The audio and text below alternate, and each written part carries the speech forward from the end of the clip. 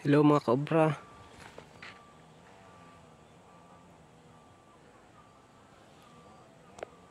Hello mga kaobra, nandito ngayon tayo sa isang puno. Ayan siya mga kaobra. Ayan. Itim na itim siya mga kaobra. Nasunog siya. Ayon sa mga kwento ng taga rito, kinidlatan daw ang puno na yan. Kung mapapansin nyo. Ayan siya mga kaobra, yung mga katabing puno niya hindi naman sunog siya. Sunog na sunog siya mga kaobra. Ayan siya. Kinidlatan daw yan. Sabi nila may tumama daw na kidlat. Ayun ko. Ayan siya mga kaobra, puntahan natin. Tingnan natin yung puno. Sunog na sunog siya. Akyatin natin dito. Ito lang yung daanan niya mga kaobra.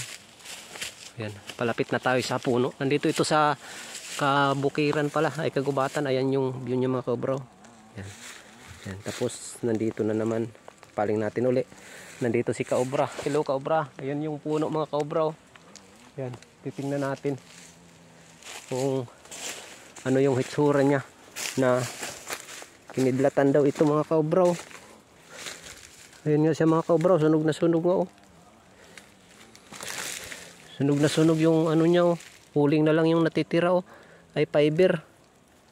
Ayan siya. Mahaba itong puno na ito mga kaobra. Ayan papunta doon sa taas. Ayan. Tapos papunta rito. Sunog na sunog siya mga kaobra. Ito yung ano niya. Pero dito sa katabi niya wala naman. Tingnan nyo. Mapapansin nyo yung mga katabi niya na layo-layo tayo. Yan. Yung mga katabi niyang mga halaman, kung talagang nasunog yan, yung mga katabi niya ng mga halaman, hindi naman sunog. Yan. Yan yung, hindi naman siya sunog mga kaobra. Pero siya, nag-isang puno. Siya lang talagang nasunog mga kaobra. Hanggang doon sa taas Yan.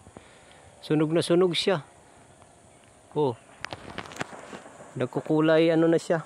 Uling. Pero kung nasunog talaga yan ng nasunog dito dahil dito ito sa bundok.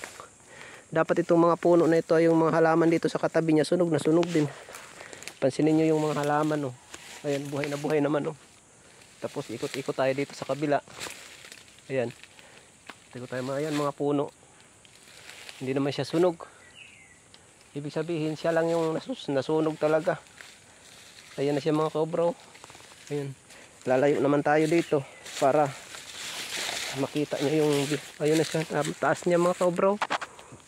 Yung siya lang talaga puno na sunog. Yung mga katabi niya hindi naman sunog Ayan siya.